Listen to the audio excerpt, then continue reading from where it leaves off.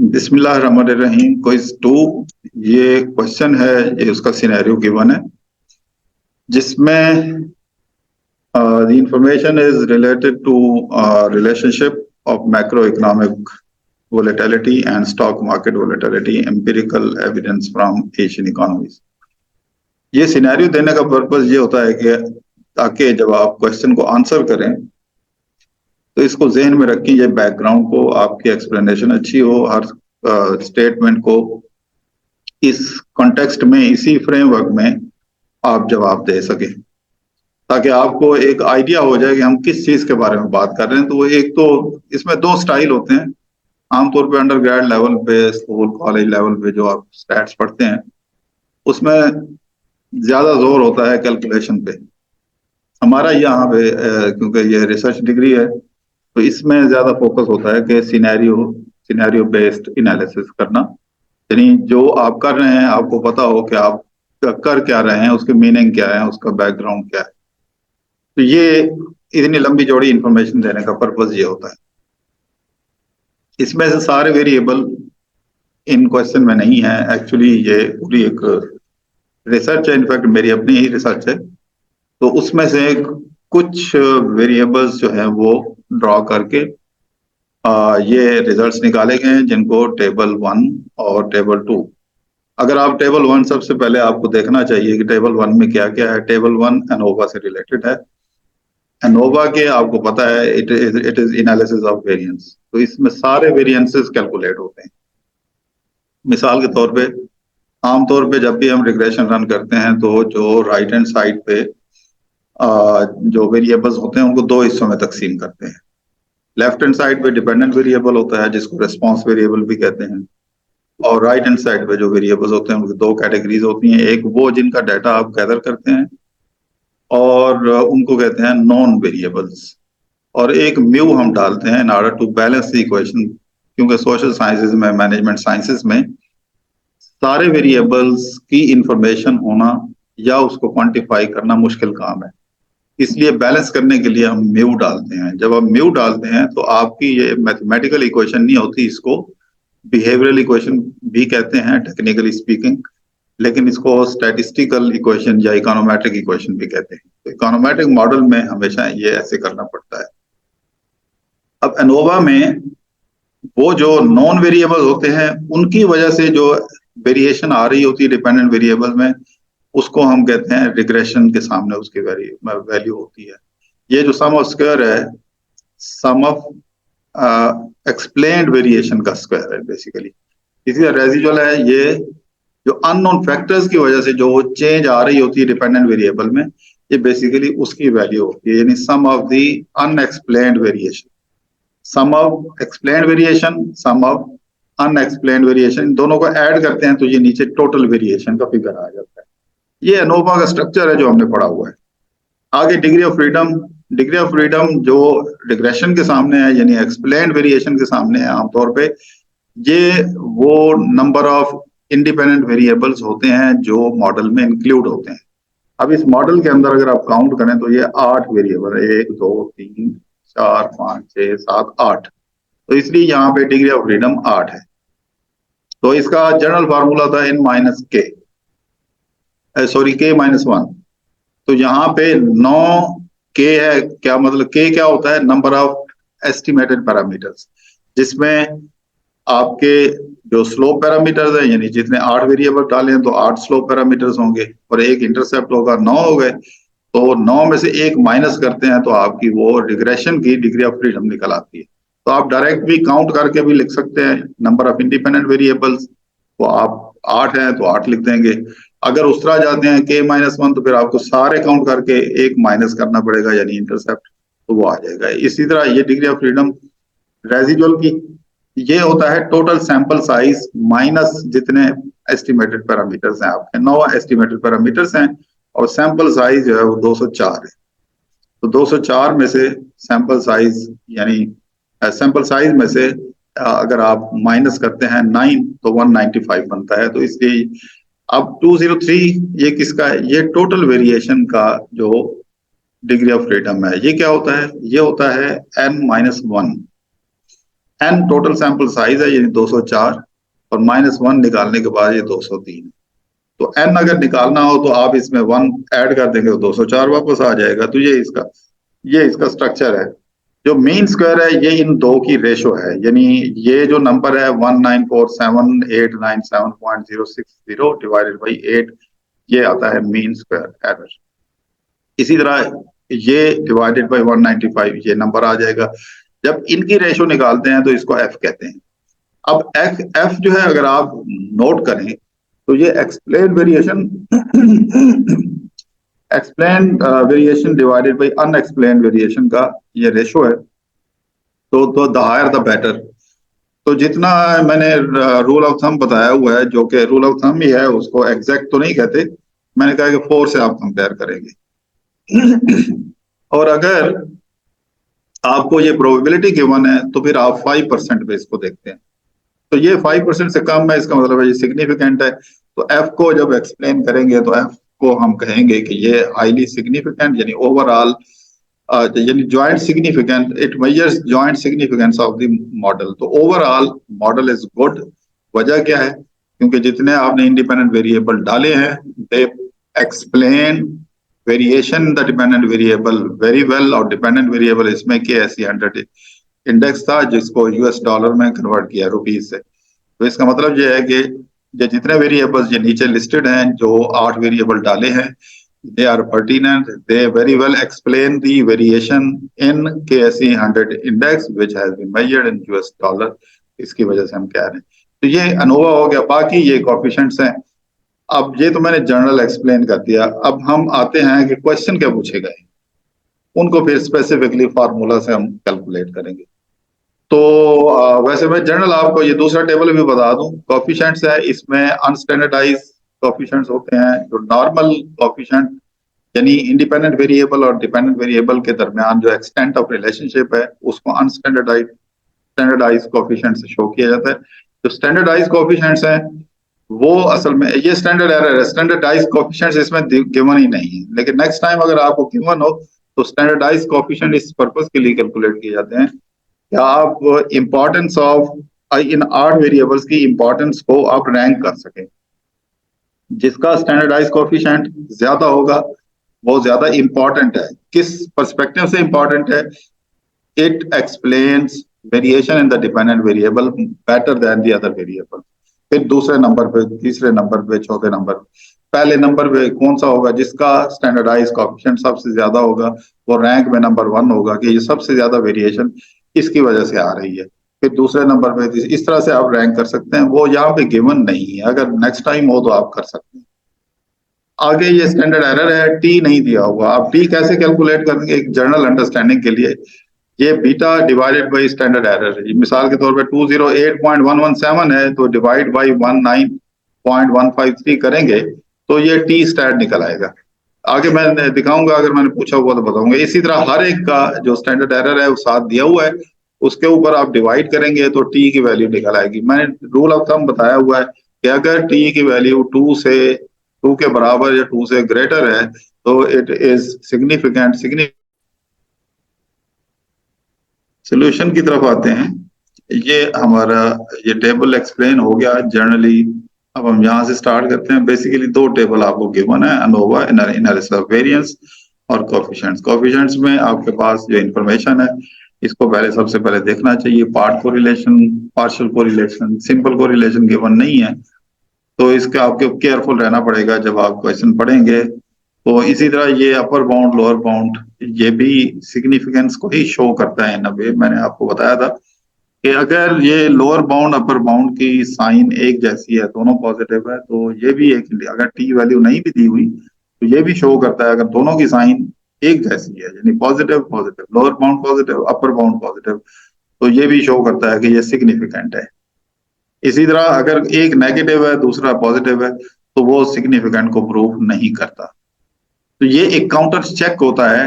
यानी अब आप देखें एक चीज और ऐड हो गई। टी स्टैट से हम देखते थे 2 या 2 से ज्यादा तो सिग्निफिकेंट हम कहते हैं।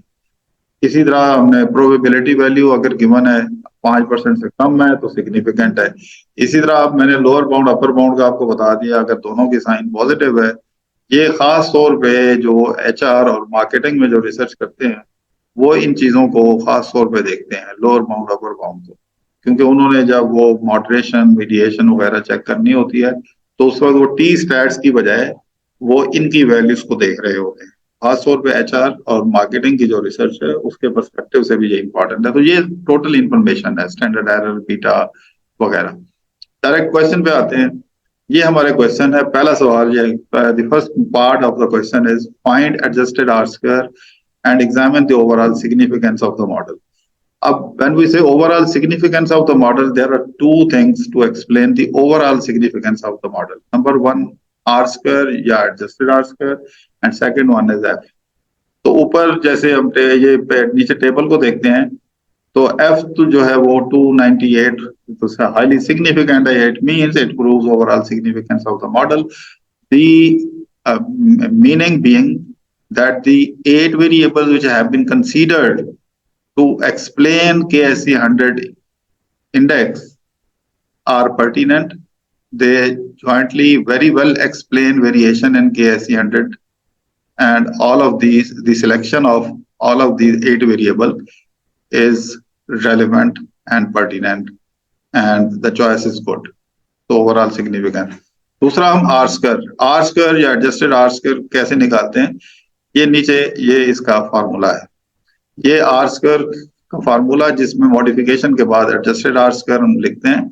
ये रेजिडुअल सम ऑफ स्क्वायर जो है, ये जो लिखा है sum of mu hat square and sum of Y square, तो ये इसमें ये डिवाइडेड बाय n माइनस के होता है न्यूमरेटर, और डिनोमिनेटर जो n माइनस 1, यानी इनकी डिग्री ऑफ फ्रीडम जो ऊपर मैंने अनोवा में आपको बताई है। मिसाल के तौर पे अगर आप अनोवा टेबल में देखें, ये आपका n माइनस 1 है 203, और n माइनस के क्या है 195। यही वैल्यूज इस फार्मूला के अंदर हमने यहाँ पे पुट कर दी हैं। ये मैंने ये जो 159225 और ये जो वैल्यूज हैं ये कहाँ से ली हुई हैं, ये है sum of mu hat square sum of Y square. ये कहाँ से आएंगी, ये सम ऑफ वाई स्क्वायर यहाँ पे दिया हुआ है, ये जो यहाँ पे कर्सर है, और सम ऑफ म्यू हैट स्क्वायर वो ये है, ये 159। यही नंबर आपको यहाँ पे नजर आएंगे, आप नोट कर लें। अगर आपने ऐसे ही किया है तो ये 20, तो आपका आंसर आएगा 0.921335।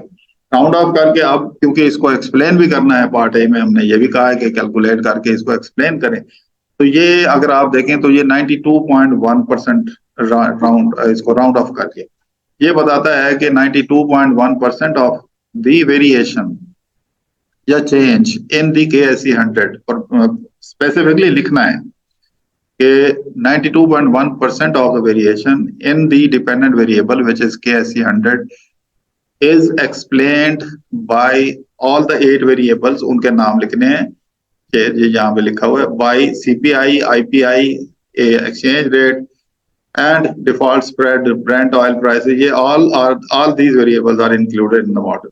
So after the adjustment of degree of freedom for 2 variables, number 1 residual sum of square, number 2 total sum of square। ये residual sum of square है जो sum of mu hat square है, और ये total sum of square है sum of y square। ये हमने बड़ी डिटेल से पढ़ा हुआ है, एक्सेल शीट में भी किया हुआ है। तो ये पहले पार्ट का आंसर हो गया। तो इसका मतलब है दोनों R square, adjusted R square और एफ दोनों jointly signify the importance of the model. Overall model is good, no issue, not at all. उसके बाद पार्ट 2 पे आ जाएं। पार्ट 2 इसका ये है, what is the standard error of the regression. Standard error of the regression क्या होता है, जो सिग्मा स्क्वायर होता है। सिग्मा स्क्वायर कहाँ से कैलकुलेट होता है, वो इससे कैलकुलेट होता है। ये सम ऑफ म्यू हैट स्क्वायर है, इसको जब आप डिवाइड करते हैं 192 तो ये बन जाता है सिग्मा स्क्वायर। तो ये इस टेबल में गिवन है 816.539, ये गिवन है, इसका स्क्वायर रूट लेंगे तो standard error of the regression आ जाता है। ये वेरिएंस ऑफ द रिग्रेशन कहलाता है, मैंने बताया हुआ है। सिग्मा स्क्वायर जो आता है इसको डिवाइड करने से 195 पे ये आ जाता है। यही चीज यहाँ पे ये नीचे ये सोल्यूशन में ये की हुई है। ये देखिए यहाँ पे स्क्वायर रूट लिया हुआ है, रूट मीन स्क्वायर एरर भी इसको कहते हैं। तो ये स्क्वायर रूट ऑफ 816.539 ये कहाँ से आया है, ये यहाँ से 816.539। इसका जब स्क्वायर रूट लेते हैं तो ये आपका आंसर आता है 28। ठीक है, ये रिग्रेशन का स्टैंडर्ड एरर है, उसका ये फार्मूला है जो मैंने अभी समझाया है। उसके बाद है calculate T stats for all the coefficients, क्योंकि स्टैंडर्ड एरर गिवन है और बीटा कोफिशिएंट्स गिवन है। तो ये बीटाज हैं, ये पहला बीटा, दूसरा, तीसरा, चौथा, इसको इस तरह से लिख दिया है ऊपर दोबारा वहीं से कॉपी करके। ये इनके स्टैंडर्ड एरर है कि 208 डिवाइडेड बाई 19, 11 आंसर आ गया। 5.573 डिवाइडेड बाई 0.276, 20 पॉइंट, ये आंसर आ गया। 1.195 डिवाइडेड बाई दिस, ये आंसर आ जाएगा। इस तरह से ये सारे टी स्टैट्स निकल आए। ठीक है, अब इसमें क्वेश्चन क्या है कि ये फार्मूला है beta divided by standard error T को कैलकुलेट करने का, और यही यहाँ पे इस टेबल में अप्लाई करके इसका आंसर निकाल लिया गया है। अब ये calculate T stats for all the coefficients and discuss significance of each variable. Calculate हो गया, अब हम डिस्कस करते हैं सिग्निफिकेंस। तो इसमें कौन कौन सा सिग्निफिकेंट है? ये पहला सिग्निफिकेंट है, ये तो खैर अल्फा है यानी इंटरसेप्ट है, इसको तो छोड़ दें। ये सिग्निफिकेंट है, दूसरा सिग्निफिकेंट है, तीसरा ये भी सिग्निफिकेंट है, ये नहीं है, ये सिग्निफिकेंट नहीं है। कौन सा है? 1 2 3 4, ये fourth one is not significant. फिर ये पांचवा सिग्निफिकेंट है, ये सिग्निफिकेंट है, ये सिग्निफिकेंट है, आखिरी यानी fifth and last is not significant. देखते हैं फिफ्थ एंड लास्ट कौन सा था। ये हमारा है जी 1 2 3 4 5, यानी term spread does not significantly explain the KSE 100 index. इसकी वजह भी हो सकती है, ऊपर एक्सप्लेन किया गया है टर्म स्प्रेड जो है। तो टर्म स्प्रेड जो है ये, क्योंकि टर्म स्प्रेड यहाँ पे ऊपर आप जाके देखेंगे कि यहाँ पे टर्म स्प्रेड किसको कहा गया है। ये यहाँ पे मैं आपको दिखा देता हूँ, ये डिफॉल्ट स्प्रेड, ये टर्म स्प्रेड। ये term spread is defined as the difference between the yield on short term यानी 1 year and the long term 10 year government bonds. अब ये पाकिस्तान के जो लंबे अरसे के लिए बॉन्ड इशू हुए हैं और जो 1 साल के लिए इशू हुए हैं, उनके दरमियान डिफरेंस को, तो उसके दरमियान डिफरेंस जो है वो क्यों KSE 100 को एक्सप्लेन नहीं कर पा रहा? Because economy is not stable, because the 10 year bonds value या उनकी डिमांड जो है, यानी अगर पाकिस्तान लंबे अरसे के लिए बॉन्ड इशू करता है तो कोई लेता नहीं है। उसकी वजह यह है कि पिछले काफी अरसे से पाकिस्तान की इकोनॉमी पे लोगों का कॉन्फिडेंस शैटर हुआ है, तो कोई भी, तो इसलिए उसका वो रिलेशनशिप भी बाज़ाहिर ऐसे लगता है कि वो ब्रेक कर गया KSE 100 इंडेक्स के साथ, हालांकि पूरी दुनिया में इसका स्ट्रॉन्ग रिलेशनशिप होता है। तो ये इसकी वजह हो सकती है। तो इसके अलावा और जनवरी इफेक्ट आखिरी था, आखिरी जो है वो ये जनवरी इफेक्ट, ये भी सिग्निफिकेंट नहीं है। ये क्यों सिग्निफिकेंट नहीं है? इसलिए कि शायद पॉसिबल, क्योंकि यहाँ पे जब हम एक्सप्लेन या समरी लिख रहे होते हैं, स्टोरी लिख रहे होते हैं, तो पॉसिबल रीजंस हम तलाश करते हैं। अब जनवरी इफेक्ट का यहाँ पे क्या किस्सा क्या है? यहाँ पे जो मॉडल एस्टिमेट किया गया है, इसमें 2 बाइनरी नंबर यूज किए गए हैं। एक जनवरी को कोड दिया गया है 1 और बाकी 11 मंथ्स को कोड दिया गया है 0। तो इसका मतलब यह है कि 0 कोड वाले सारे महीने हैं और 1 कोड वाला जनवरी है, उसके साथ कंपैरिजन किया गया। इसका मतलब यह है क्योंकि हमने 11 मंथ्स को क्लब करके एक कोड दे दिया 0, तो उनका इफेक्ट उसके अंदर कोई प्रोमिनेंट होके सामने नहीं आ सका। अगर हम मंथ बाय मंथ कंपैरिजन करते, जनवरी का फरवरी से, जनवरी का मार्च से, जनवरी, तो शायद स्टोरी डिफरेंट होती। तो ये this can be one of the reason. जब आप इतने सारे इंडिकेटर्स को क्लब करके एक कोड असाइन कर देते हैं, तो उसमें टेक्निकल फॉल्ट, टेक्निकल एरर ये आ सकता है कि 11 को आप एक कोड दे रहे हैं और एक को 1 दे रहे हैं, तो उससे एक क्यूमुलेटिव जो इफेक्ट आता है वो कोई ज्यादा सिग्निफिकेंट होके नहीं आता। तो ये पॉसिबल एक रीजन हो सकती है। ठीक है, ये आ गया इसका। ये PhD लेवल पे आपने इस किस्म की स्टोरी बिल्ड करनी होती है। उसके अलावा आप आ जाए D part, interpret each of the part correlation coefficients. अब पार्ट कोरिलेशन कोफिशिएंट जो है ऊपर दिए हुए हैं, उनको आपको पता है कि ये जिसके सामने है, मिसाल के तौर पे ये जो है 0.397, ये है कंज्यूमर प्राइस इंडेक्स के सामने। इसका मतलब ये है कंज्यूमर प्राइस इंडेक्स में से बाकी 7 वेरिएबल्स का इफेक्ट निकालने के बाद जो रेजिडुअल है उसका रिलेशनशिप मेजर किया गया है KSE 100 इंडेक्स के साथ। तो इसी तरह अगर आप हैं किसी और जगह, for example Brent oil price, तो जो पार्ट कोरिलेशन है वो है 0.59। तो ये 0.59 क्या बता रहा है? This is the relationship between Brent oil prices after removing the effect of remaining 7 variables from Brent oil price and KSE 100 index। यानी Brent oil price में से इन 7 वेरिएबल जो इस टेबल में लिस्टेड है उनका इफेक्ट निकालने के बाद जो रेजिडुअल है उसका रिलेशनशिप फाइंड किया गया ओरिजिनल KSE 100 इंडेक्स के साथ, उसमें से कुछ नहीं निकाला गया। इसको पार्ट कोरिलेशन कहते हैं। पार्शियल कोरिलेशन उससे डिफरेंट है। मिसाल के तौर पे यहाँ पे अगर पार्शियल कोरिलेशन को देखें ये ब्रेंट ऑयल प्राइस के वक्त, तो हम यहाँ पे कहेंगे ये जो 0.209 है यानी 20.9% रिलेशनशिप है। ये किस चीज का रिलेशनशिप है? ये है ब्रेंट ऑयल प्राइसेस में से बाकी रिमेनिंग 7 वेरिएबल्स का इफेक्ट माइनस करने के बाद, और यही इन्हीं 7 वेरिएबल्स का इफेक्ट KSE 100 से निकालने के बाद दोनों के जो रेसिडुअल्स हैं उनका रिलेशनशिप, प्योर रिलेशनशिप है, जो कि 20.9% है। और ये रिलेटिवली हायर है, आप देखें पार्शियल कोरिलेशन, क्योंकि ये ज्यादा प्योर है। इसके अंदर से उन तमाम 7 वेरिएबल्स का इफेक्ट दोनों में से निकाला गया है पार्शियल। तो यही बात जहाँ पे एक्सप्लेन की गई है। ये इंटरप्रिटेशन जहाँ पे मैंने लिखा है part correlation is the measure of association between EV and the corresponding IV। Corresponding IV जिस पे आप रुकते हैं, जिसके सामने पार्ट का नंबर लिखा हुआ है, पार्शियल का नंबर लिखा हुआ है। IV after controlling the effect of other IVs from this particular IV, for example KSE 100 in US dollar and consumer price index, एक मिसाल दी गई है, are associated to the extent of 39.7। ये कहाँ से लिया गया है? उस टेबल से उठाया गया।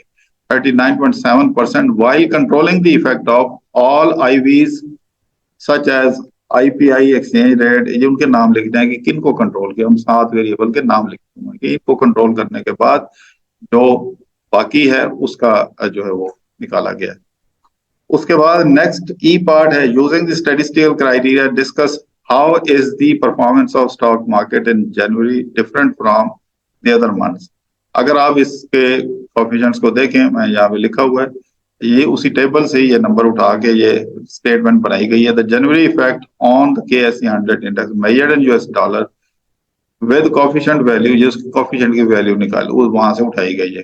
उसकी कोएफिशिएंट की वैल्यू -4.639 है with the standard error 7.59, whereas the T-stats of this January effect is just -0.61484, which is not significant. तो ये क्या बता रहे हैं? Therefore, the performance of KSE 100 remains the same across all months of the year, be it January or any other month. तो इसमें कोई खास फर्क नहीं है। अगर सिग्निफिकेंट होता तो फिर हम इसको डिफरेंट स्टोरी कहते। फॉर एग्जाम्पल ये माइनस ही होता और सिग्निफिकेंट होता, पहली बात सिग्निफिकेंट को समझे। सिग्निफिकेंट होता तो हम कहते कि performance of KSE 100 in January is significantly different from its performance in the remaining 11 months. लेकिन यहाँ पे सिग्निफिकेंट नहीं है, तो सिग्निफिकेंट होता तो हम ऐसे कहते। अगर ये सिग्निफिकेंट भी होता और माइनस होता फिर हम क्या कहते? फिर हम कहते the performance of KSE 100 in January is significantly less, minus अगर होता less than the KSE 100's performance in the remaining 11 months। अगर ये पॉजिटिव होता और सिग्निफिकेंट होता, पॉजिटिव होता और सिग्निफिकेंट, तो फिर हम कहते performance of KSE 100 in January is significantly higher than its performance in the remaining 11 months। तो ये इसका this completes the solution. Now I stop here. I will be sharing with you this